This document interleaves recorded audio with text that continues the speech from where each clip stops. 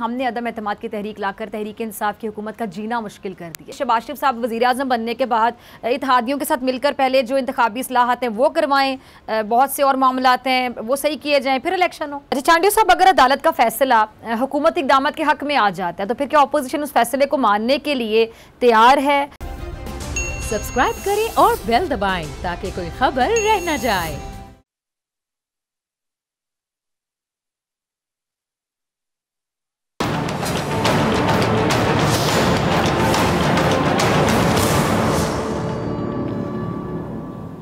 अस्सलाम वालेकुम नाज़रीन, मैं हूं डॉक्टर फ़िज़ा अकबर खान और मैं हूं पाकिस्तान और आप देख रहे हैं पाकिस्तान के सबसे बड़े न्यूज़ चैनल का नंबर 1 प्रोग्राम ऐसे नहीं चलेगा।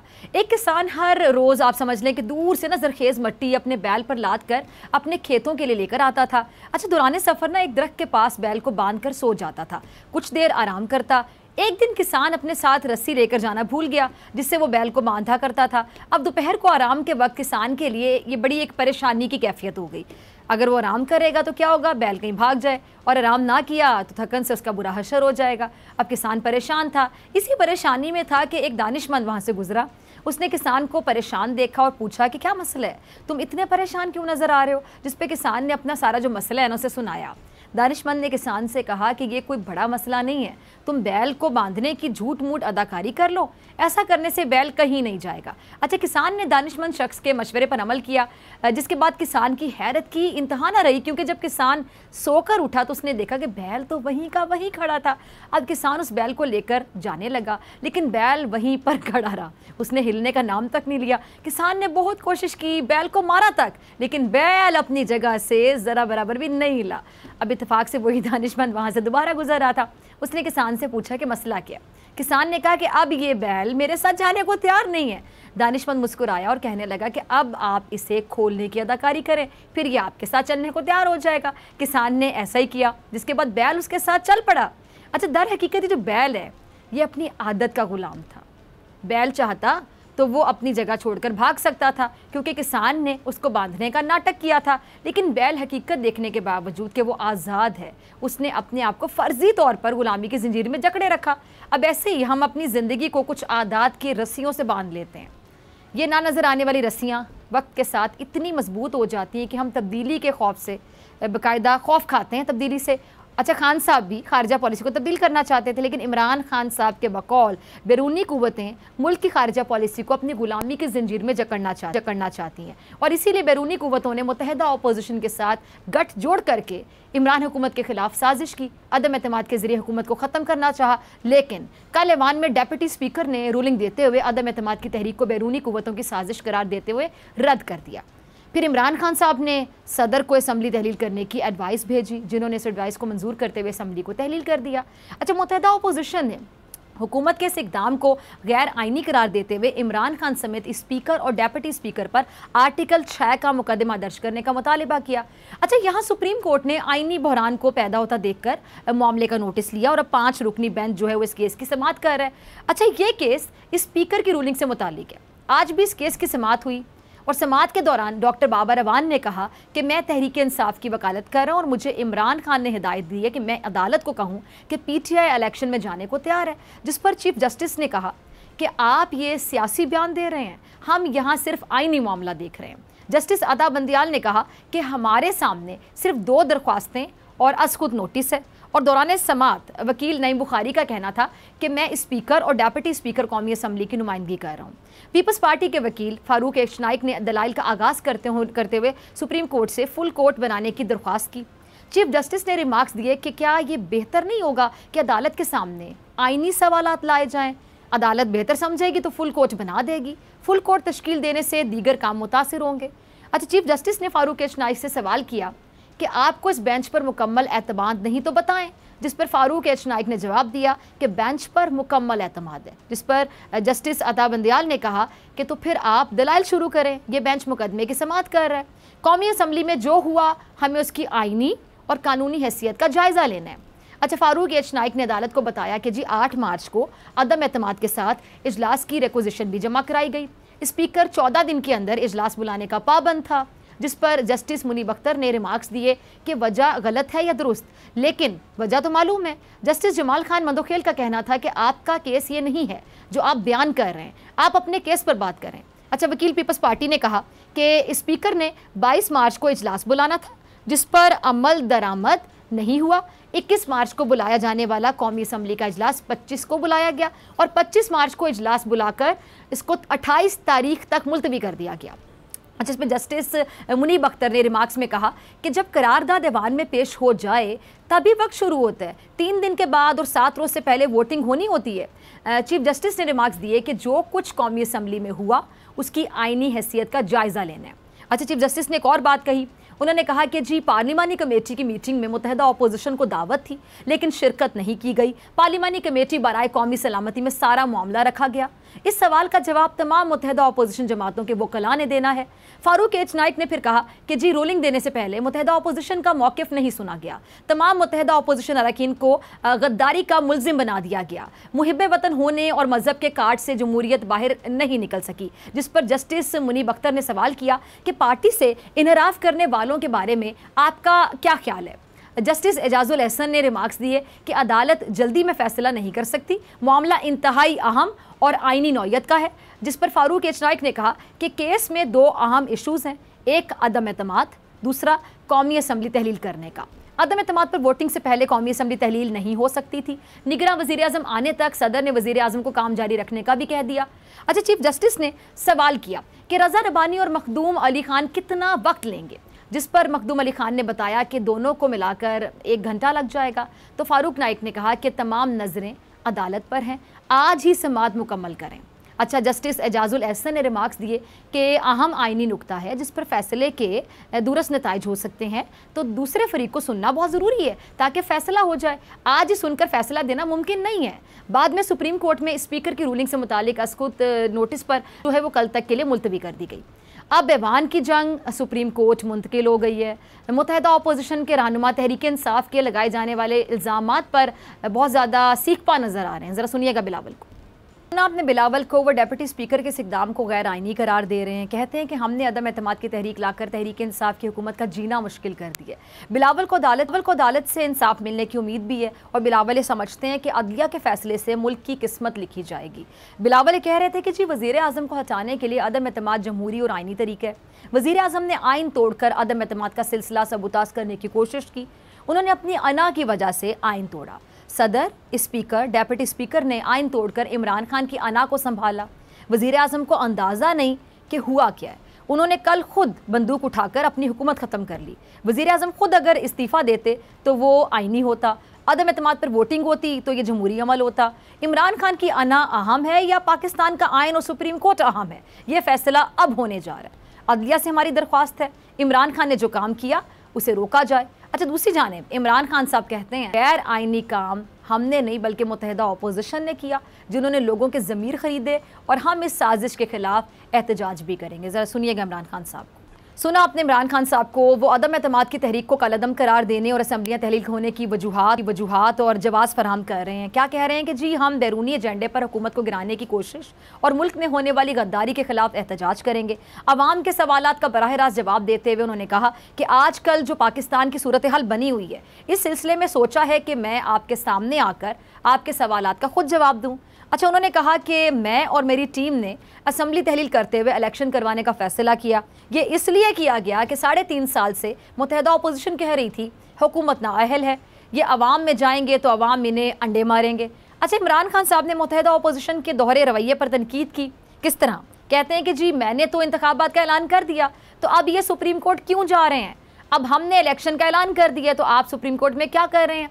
अच्छा, उन्होंने ये भी कहा कि ये चाहते हैं कि हुकूमत बहाल हो, अवाम के फैसले से वापस आना बेहतर है या एक बाहर की साजिश का हिस्सा बनकर पार्लियामेंटेरियंस के ज़मीर खरीद कर हुकूमत बेहतर है।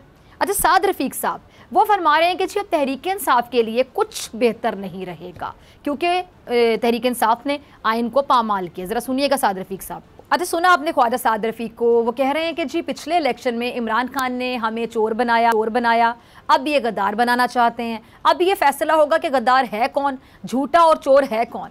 असल में तुम यहूदियों के एजेंट हो। मैं कहूँगा कि इमरान खान तुम एक साजिशी आदमी हो, अब अदम एतमाद तहरीक आई है तो आपको गैर मुल्की साजिश याद आ गई है। लीगी रहनुमा ने इमरान खान की ज़ात को निशाने पर रखते हुए मजीद कहा कि इमरान खान ने रियासती इदारों के साथ खिलवाड़ किया, हकाइक और सच्चाई सबके सामने आनी चाहिए, असम्बली तोड़ने के गैर आइनी अमल को ख़त्म होना चाहिए, असम्बलियों को बहाल होना चाहिए। कल इमरान खान और उनके हवारियों ने इंतहाई कदम उठाया। अब वक्त आ गया है कि इस खत को अदालत में पेश किया जाए। कौम जानना चाहती है कि किस मुल्क ने इमरान हुकूमत के खिलाफ साजिश की।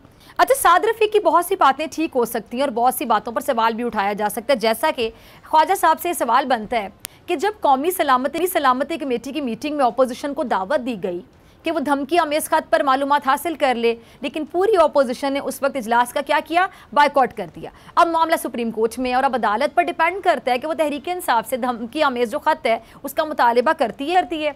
लेकिन कमर ज़मान कायरा साहब वो तहरीक इंसाफ के मुहासबे का मुतालिबा ज़रूर कर रहे हैं। ज़रा सुनिएगा जी। तो सुना आपने कमर ज़मान कायरा साहब को। कायरा साहब का कहना है कि अदालत पाकिस्तान का बहुत बड़ा मुकदमा सुन रही है। ये मुकदमा पाकिस्तान के मुस्तकबिल और जमहूरियत का है। हमने हमेशा आमरीत के खिलाफ लड़ाई लड़ी है। स्पीकर का इख्तियार हाउस की कार्रवाई तक है। सदर ममलिकत ने खुद आइन को रोन डाला है। ये सब स्क्रिप्टेड है। अच्छा, पीपल्स पार्टी समझती है कि तहरीक इंसाफ की जानिब से लगाए गए गद्दारी के इल्ज़ामात दर हकीकत विफाक पर हमले हैं। अच्छा नाज़रीन, गद्दारी के सर्टिफिकेट बांटना कोई नई बात नहीं है। ये काम वो जमातें भी करती रही हैं जिन पर आज खुद ये गद्दारी के इल्ज़ामात लग रहे हैं। लेकिन मुत्तहिदा अपोजिशन को इस वक्त अपने ऊपर लगे हुए जो गद्दारी के इल्ज़ामात हैं उसका बहुत अफसोस है। लेकिन साथ ही मुत्तहिदा अपोजिशन तहरीक इंसाफ को भी गद्दारी का मर्तकब, जैसे कि मरियम औरंगज़ेब तहरीक इंसाफ पर सवालात उठाते हुए और जवाबी इल्ज़ामात लगाते हुए उस पर गद्दारी का बाकायदा फतवा लगा रही हैं। ज़रा सुन लीजिएगा। सुना आपने मरियम औरंगज़ेब को। वो कह रही हैं कि जी कल दिन दिहाड़े पाकिस्तान के आइन पर हमला किया गया। पाकिस्तान के आइन पर हमला करने की सज़ा आर्टिकल 6 है। 7 मार्च को इन्हें पता चला कि हुकूमत के खिलाफ साजिश में मुत्तहिदा अपोजिशन शामिल है। जो साजिश करते हैं क्या वो भुला कर बताते हैं कि साजिश हो रही है? अच्छा, मरियम साहिबा ने यह भी कहा कि 8 मार्च को ख़त क्यों नहीं पेश किया गया, क्यों कौमी सलामती का इजलास नहीं बुलाया गया। और उन्होंने ये भी कहा कि जैसे जैसे पता चला ये अक्सरियत खो चुके हैं तो बैरून मुल्क साजिश का बहाना बनाया गया। कल वज़ीर कानून ने कहा कि बैरून मुल्क साजिश की नेशनल सिक्योरिटी कौंसिल ने तौसीक की। हमारा मुतालिबा यह है कि नेशनल सिक्योरिटी कौंसिल के मिनट्स को पब्लिक किया जाए। अब मुत्तहिदा अपोजिशन ये मुतालिबा कर रही और तहरीक इंसाफ के रहनुमा मुत्तहिदा अपोजिशन का मुतालिबा मानने को भी तैयार, और फवाद चौधरी भी मुत्तहिदा अपोजिशन को इस बात पर तैयार कर रहे हैं कि अब रोना धोना छोड़कर अगले इलेक्शन की तैयारी की जाए। ज़रा सुनिएगा चौधरी साहब को। तो सुना आपने फवाद चौधरी साहब को, कह रहे हैं कि जी शहबाज शरीफ को निगरान वज़ीर आज़म की मुशावरत का हिस्सा नहीं बनना तो उनकी मर्ज़ी है। हम 2 नाम दे चुके हैं, 7 दिन में नाम ना दिए तो फिर हमारे दिए गए नामों में से एक नाम मुंतखब हो जाएगा। अच्छा, फवाद चौधरी साहब ने यह भी कहा कि सुप्रीम कोर्ट पर असरअंदाज होने की कोई भी कोशिश हुई तो मज़ामत करेंगे। इमरान खान साहब ने एहतजाज की कॉल दी तो हमारे सियासी हरीफों का घरों में रहना मुश्किल हो जाएगा। हम नहीं चाहते कि वो तफसीलात सामने आएँ जो बेहतर नहीं है। हमने सिक्योरिटी कमेटी का इजलास बुलाया लेकिन मुत्तहिदा अपोजिशन उसमें भी नहीं आई। अब हर कोई एक दूसरे को अपने मुताबिक बनाना चाहता है, हर कोई एक दूसरे के दबाना चाहता है। लेकिन इस लड़ाई में जमहूरियत की आवाज़ खुदा ना ख्वास्ता जमहूरियत की आवाज़ दब गई तो फिर जमहूरी निज़ाम कैसे चलेगा? ऐसे नहीं चलेगा। मिलते हैं ब्रेक के बाद।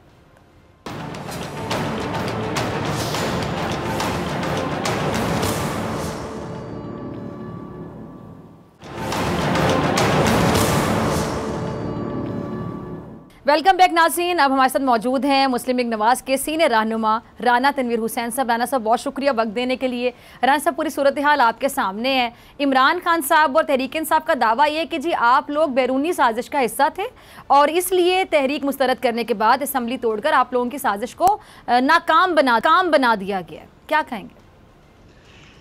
देखें, मेरा ख्याल अब तो सारी जो दुनिया है वो देखा है उन्होंने क्या ये ड्रामा हुआ है और एक ऐसा इन्होंने काम किया जिसको मैं कहूँगा कि आर्टिकल 5A जो इन्वोक किया है विदाउट एनी बेसिस, वो एक सबवर्शन ऑफ कॉन्स्टिट्यूशन हुआ है। ये आइन के साथ खिलवाड़ की है। मैं समझता हूँ कि जो बातें हम करते हैं कि ये मावराए आइन इक़दाम किए जाते रहे हैं, उसी तरह ये सिविलियन प्राइम मिनिस्टर ने चलें जिस तरह भी था, सिलेक्टेड था, लाया गया था, उठाया गया था, जाली था, उसने ये आइन के साथ खिलवाड़ कर दिया और आइन को सबवर्जन उसकी हुई है। तो मैं समझता हूँ कि ऐसी एक्शन को कभी भी जाने नहीं देना चाहिए, इस पे फैसला होना चाहिए और और फैसले के बाद इनके खिलाफ एक्शन होना चाहिए जो भी इसमें इन्वॉल्व है, speaker, deputy speaker, prime minister, जो भी जिन्होंने वो तहरीर लिखी है, जिसने भी लिखी है, लॉ मिनिस्टर है या पार्लिमानी मिनिस्टर है, ये जितने ये बेटर हैं, ये आर्टिकल 6 लगना चाहिए ताकि ये देखिए आइन ने मुल्क को बांधा हुआ है, आइन ने एक फेडरेशन को दिया कि ये आइन है, इसके मुताबिक मामला चलेंगे सारे हुकूमत के और सारे जितने भी सिटीजन पाकिस्तान है। तो ये उसको अगर आप सबवर्ट करेंगे और इस तरह काम करेंगे तो मैं समझता हूँ कि वो जो बाइंडिंग डॉक्यूमेंट है वो उसकी वो अगर नहीं होएगी, उस पर इम्प्लीमेंटेशन या उसका ग्रिप नहीं होगी या उस पर अमल नहीं होगा, तो ये बड़ी खौफनाक तरफ हम चल पड़े हैं। तो लिहाजा मैं समझता हूँ ये जो आर्टिकल 5A का इन्होंने आके एक ड्रामा किया है, अजूबा नहीं है, मैं समझता हूँ ये इनके दिमाग ठीक नहीं है, ये क्या इनके ज़हनों में कोई भूसा है कि अपनी छोटी छोटी अना के लिए, अपने छोटे छोटे मामलात को सही करने के लिए, या कि जी देखिए हमने इनको सरप्राइज़ दे दिया है, एक सरप्राइज़ देने के लिए आपने मुल्क के साथ नहीं खेल सकते, आप इस तरह का काम मत करें, आपको रोकना है। आप वो हाथी नहीं हैं जो बोल नहीं है कि जिसको शीशे घर में आप घुसे हुए हैं।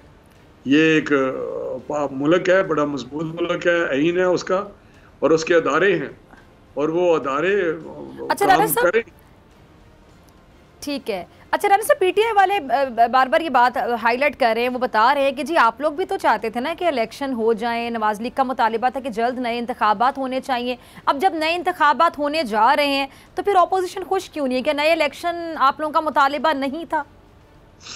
नहीं, इसमें कोई शक नहीं कि हम चाहते थे कि ये जो धांधली ज़्यादा हुकूमत है ये ख़त्म हो, और ये असम्बली जो धांधली से बनी हुई है इसको नया इलेक्शन हो, साफ शफाफ इलेक्शन हो। लेकिन अब तो बस ठीक है ना, आप लोगों का मुतालबा अगर देखा जाए तो एक हद तक पूरा हो गया ना कि जिस असेंबली को आप लोग जाली कहते थे वो खत्म हो गई। बात तो जी राना साहब, आपकी बात मैं कहता हूँ, ये हमारा मुतालबा था, इसके लिए हमारी स्ट्रगल थी, इसको निकालने हैं, इस एक फाशिस्ट को, एक गैर जो धांधली से मुंतखब हुआ है बंदा। तो मैं समझता हूँ कि अब उससे बात बढ़ के कॉन्स्टिट्यूशन की सबवर्जन की आ रही है कि अगर ये रास्ता बंद ना किया तो इलेक्शन तो पीछे रह गए। हम अगर नहीं, उसका पहला फैसला होना चाहिए 5A, अगर इन्होंने वो किया है आर्टिकल 5A कॉन्स्टिट्यूशन का, उसको रोकना है हमने, वो उससे बड़ी बात है। इलेक्शन तो इंशाल्लाह अदम एतमाद के बाद हमने भी करने थे, मैं आपको बता रहा हूँ। तो ये बात नहीं है जो आप बात कर रहे हैं इलेक्शन का हो गया, इलेक्शन का, भाई इलेक्शन हो गया, अगर इसको हम अनअटेंडेड जाने देंगे या इसका एक्शन नहीं होगा, इनके खिलाफ आर्टिकल 6 या कोई एक्शन नहीं होगा इन 5-6 बंदों के खिलाफ जिन्होंने ये सारा कुछ किया है, तो ये तो फिर बात ही ख़त्म हो गई। फिर तो कोई स्पीकर बैठेगा, वो कहेगा कि जी मुझे इतला आई है जो फलां जो है बंदा उसमें बैठा हुआ, उसकी मीटिंग हुई है फलां बंदे के साथ और वहाँ पे ये बात हुई है, तो वो कह देगा। अच्छा राना साहब, एक और बात की जा रही है, एक बात ये की जा रही है, जारी बात है आप भी बहुत सी बातें सुन रहे होंगे, आप टीवी पे भी जवाब दे रहे होंगे और ऑफ द रिकॉर्ड भी लोग बातें करते होंगे, पूछते होंगे बहुत से सवालात। आप लोग ये बात हो रही कि आप लोग आखिर फिर चाहते क्या थे कि शहबाज शरीफ साहब वज़ीर आज़म बनने के बाद इत्तेहादियों के साथ मिलकर पहले जो इंतखाबी इस्लाहात हैं वो करवाएं, बहुत से और मामलात हैं वो सही किए जाएँ, फिर इलेक्शन हो? जी बिल्कुल, ये सारी अपोजिशन का मुतालबा है, इंक्लूडिंग जो जमात इस्लामी इस वक्त चले, लेकिन उनका भी है कि पहले इलेक्शन रिफॉर्म जो है वो लाई जाएं, वो बहुत ज़रूरी है। इस तरह तो मैं समझता हूँ इलेक्शन नहीं हो सकता। आप पूछे ना इलेक्शन कमीशन से, इलेक्शन करवा सकते हैं वो इस हालात में? वो कहेंगे हम नहीं करवा सकते। मैं आपको कह रहा हूँ, पूछ लें उनसे, उनके तर्जमान या किसी तरीके से पूछ लें। तो ये बात इलेक्शन के लिए एक बैठ के हमने वो रिफॉर्म्स लानी है जो साफ शफाफ इलेक्शन के लिए ज़रूरी हैं, ताकि किसी को उस पर इतराज़ ना हो और आने वाले इलेक्शन जो है उसमें क्वेश्चन ना खड़े हों। ये तो कोई इलेक्शन नहीं होने जा रहा जिस तरह ये माहौल है इस वक्त है। तो मैं समझता हूँ ये बड़ा जरूरी है कि हमें हुकूमत का नहीं है, हम तो नहीं चाहते कि इन्होंने अच्छा राना साहब, जैसे आप इलेक्शन रिफॉर्म्स की बात कर रहे हैं जी, तो एक और बात फिर की जा रही कि जी आप लोग हुकूमत में कुछ महीनों के लिए इसलिए भी आना चाहते थे ताकि नैब को ख़त्म कर दिया जाए और नवाज शरीफ साहब की वापसी का जो रास्ता है या राह उसको हमवार कर दिया जाए, ये बात भी की जा रही है। डॉक्टर साहबा मुझे अफसोस है, 3.5 तहरीक इंसाफ वाले तो अल्लाह ये बात कर रहे हैं ना। मेरी बात सुने, तहरीक इंसाफ का नाम ना ले, ये तो गंदे लोग हैं, झूठे लोग हैं, फराड हैं, ये मैं इनको क्या नाअहल हैं, ये तो पता नहीं किस नस्ल से हैं। लेकिन मैं जो बात कर रहा हूँ कि 3.5 साल इस हुकूमत के पास, इस वज़ीर आज़म के पास जो इंतहाई इंतकाम लेने वाला शख्स है, वो उसने इंतकाम लिया भी, उसने सारे अदारे उसके नीचे थे, उसने भरपूर कोशिश के बावजूद किसी को कोई एक देले की करप्शन साबित कर सके। ये क्या बात कर रहे हैं, और इन्होंने 6 महीने में क्या कर लेना था। ये तो बिल्कुल एक ऐसे ही इन्होंने एक बात नैरेटिव बिल्ड करते हैं, लोगों को ज़हनों को ख़राब करने की कोशिश करते हैं। भाई आप शहबाज साहब को आपने पहले भी केसों में पकड़ा, फिर पकड़ा, वो 2 साल जेल में गए और 1.5 सवा साल रहे हैं। आप ये तो समझ नहीं आती कि ये किसी की बात कर रहे हैं। ये कभी इधर चले जाते हैं, कभी इधर चले जाते हैं। आजकल जो बात कर रहे हैं वो गद्दार की रट लगाई हुई है। यार गद्दार तो आप हो सकते हैं जिसके बच्चे यहूदियों की नस्ल हैं, जिसके मामलात ऐसे लोगों के साथ चलते रहे हैं। आपको यहूदी लाए इस पाकिस्तान में, पीछे फिनांसे करते रहे। फॉरेन फंडिंग का केस आपका वो देख लें, उसका फैसला नहीं होने देते, उसमें क्लियर कट पैसे आए हुए हैं ऐसे लोगों के पास से, ऐसी कंपनियों के पैसे हैं जो किसी तरीके भी पाकिस्तान के मफाद में नहीं है। वो चेक कर लेना वो अकाउंट। अच्छा राना साहब, ठीक है। अच्छा राना साहब, इमरान खान साहब ने निगरां वज़ीर आज़म के लिए जस्टिस रिटायर्ड गुलजार अहमद साहब का जो नाम फाइनल कर दिया है। वैसे तो निगरां वज़ीर आज़म का फैसला आपकी पार्टी और अपोजिशन मिलकर करेगी, लेकिन आपकी राय क्या है जस्टिस गुलजार के नाम पर? देखिए, मैं तो समझता हूँ कि जस्टिस गुलजार का नाम जो इन्होंने दिया है वो भी इनकी बदनीति है कि वो, क्योंकि अभी वो हुए हैं, रिटायर हुए हैं। मेरी जो समझ है उसमें तो ये कि 2 साल वो नहीं कोई ऐसा ऑफिस ले सकते। ये इन्होंने फ्लोट किया है ताकि जो बेंच बैठा हो, ये मेरा अपना एक असेसमेंट है कि उसको बताया जाए कि इमीडिएट वो यहाँ से रिटायर हुए हैं सुप्रीम कोर्ट से, तो ये भी वही उनकी अप्रोच है।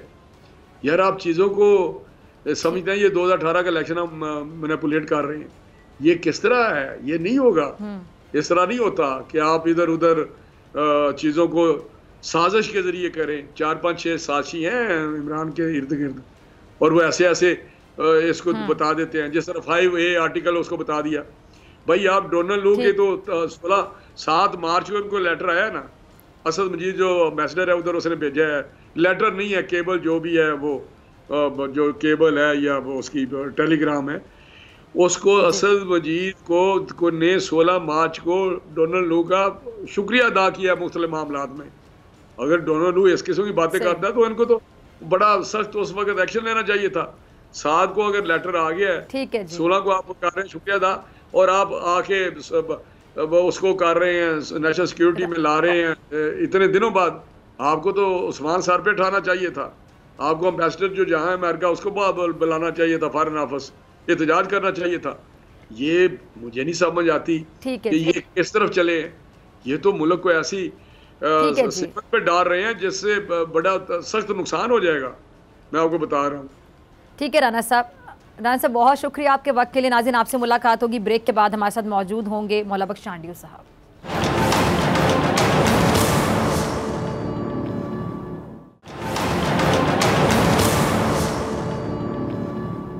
वेलकम बैक नाजरीन। मौजूदा जो सियासी सूरत हाल, इस पर बात करने के लिए मेरे साथ मौजूद हैं पीपल्स पार्टी के सीनियर रहनुमा मौला बख्श चांडियो साहब। बहुत शुक्रिया चांडियो साहब वक्त देने के लिए।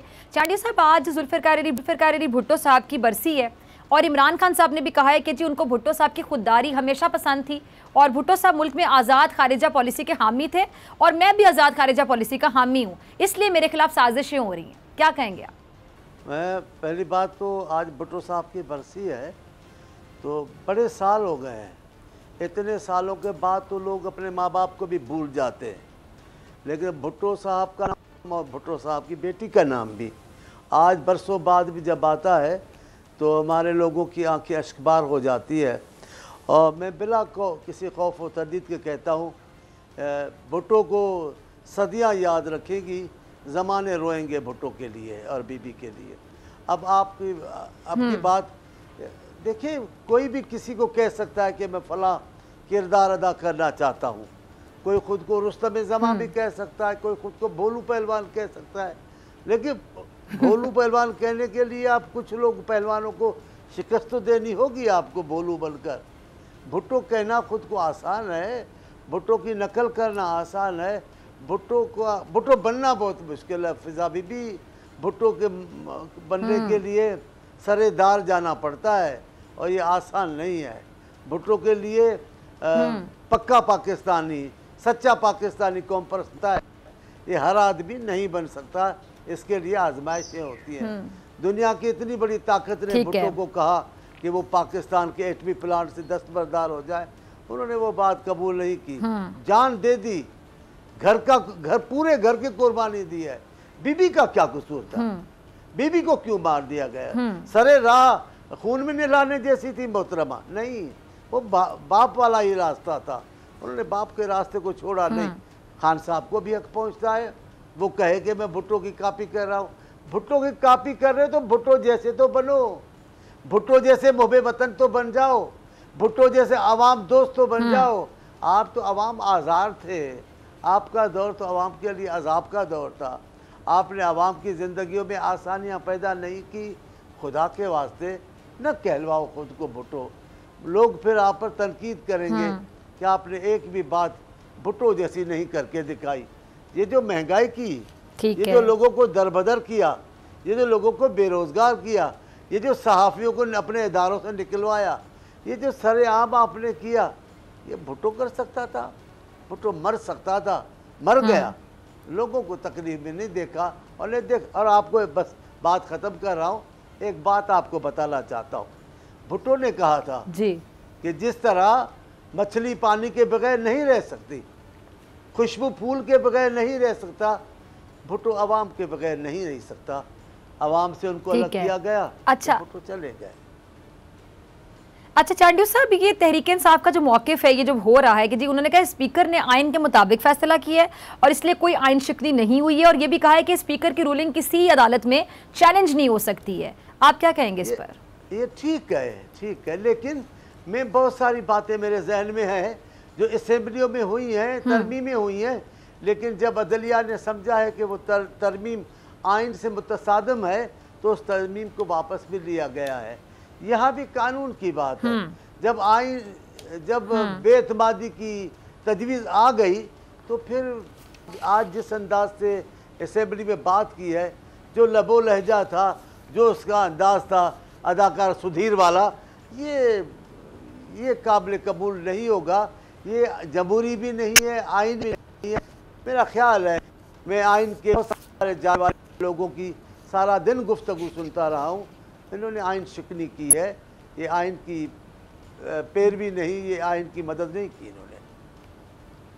ठीक है। अच्छा चांडियो साहब, अगर अदालत का फैसला हुकूमत इक़दाम के हक में आ जाता है तो फिर क्या अपोजिशन उस फैसले को मानने के लिए तैयार है? अबूरी हुकूमत बनाने के लिए सदर पाकिस्तान से मुशावरत करेगी? देखिए, अदलिया हर अच्छे पाकिस्तानी को और हर अच्छी पाकिस्तानी की सियासी पार्टी को अदलिया अजीज़ है, उसका एहतराम अजीज़ है। के फैसलों को हमने कभी भी नीचे करके नहीं दिखाया। मैं नाम ले सकता हूँ बहुत सारे सियासतदानों का जिन्होंने अदलिया के फैसलों की मजाकें उड़ाई हैं, उनको अदालत को रुसवा करने की कोशिश की है, अदा के लिए जो उन्होंने ज़बान इस्तेमाल की है। अल्हम्दुलिल्लाह पाकिस्तान पीपल्स पार्टी उनमें नहीं है। अगर अदलिया तमाम मिलजुल कर मुत्तफ़िका फैसले के साथ कोई फैसला देती है तो कोई कबाहत नहीं। अच्छा चांडियो साहब, इमरान खान साहब बार बार अपोजिशन से एक बात पूछ रहे हैं और वो ये कि जी आप लोग अवाम की अदालत में जाने से क्यों डर रहे हैं, इलेक्शन की तरफ क्यों नहीं जाना चाहते हैं? हमने तो कहा था, हम तो पहले दिन से कह इलेक्शन में जाएं, आए मुकाबला करें। बिलावल साहब की आपको कई बयान आते हैं, इस्तीफा दाएँ, बुज़दिल असेंबली तोड़े, आ जाए। हमने तो कह रहे थे, तब क्यों नहीं तोड़ा था? कोई मसला इन्होंने किया है? हम इलेक्शन हमने तो हर दिन में जब से पीपल्स पार्टी बनी है वो हुकूमत में होती है तो भी वो अपने सियासी अमल पर पैरा होती है। वो इंतखाब से नहीं भागती, न इंतखाब से डरते हैं। उसूल किया है, बात आइन की है। अगर ऐसे ही हम इनको छोड़ दें जो इन्होंने कल आइन शिकनी की है तो फिर तो सालों से जो होता आ रहा है बार भी वो होगा, इस बार भी आइन शिकनी हजम हो जाएगी। इस रिवायत को ख़त्म करना होगा। कोई बात नहीं, अदलिया फैसला देगी। दोबारा अगर हमें आना पड़ा, दोबारा अगर हमें लोगों को बेतमादी के लिए कहना पड़ा तो ज़रूर कहेंगे, लेकिन आइन शिकनी का कोई जवाब, कोई होना ठीक है, चाहिए। हम उसी वजह से सब ठीक है। अच्छा चांडियो साहब, कुछ खबरें सामने ही आई थी कि अगर अदम एतमाद की जो तहरीक है वो कामयाब नहीं हुई या अबूरी हुकूमत आ गई तो पीपल्स पार्टी ने जो MQM से मुआहदे किए थे वो सब ख़त्म हो जाएंगे। क्या ये बात दुरुस्त है या सिर्फ अफवाहें हैं, रूमर्स हैं? मुझे इल्म नहीं है। मेरा ख्याल है पाकिस्तान पीपल्स पार्टी ने जब भी कोई मुआहदे किए, उनकी पासदारी की है। MQM सरगर्म जमायत पाकिस्तान, भले MQM कहलवाए, लेकिन MQM के नुमाइंदे सिंध से मुंतखब होने वाले हैं। हमारे उनके मफादात एक जैसे। हम सिंध को अमन का गहवारा बनाने के लिए दोनों जमायतें मिलती भी रहती हैं। हाँ, इख्तलाफ भी होते हैं, इख्तलाफ होना बुरा नहीं है, लेकिन हम इस बार भी सिंध के अमन के लिए जमा हुए हैं, सिंध मुत्तफिक हुए, तो इंशाल्लाह ऐसी कोई बात नहीं होगी। हमारी अलहदगी की बातें अफवाह ही साबित होगी।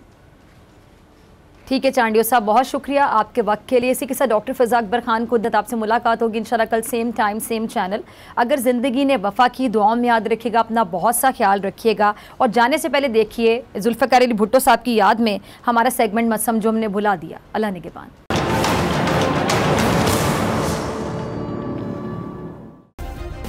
सब्सक्राइब करें और बेल दबाएं ताकि कोई खबर रह न जाए।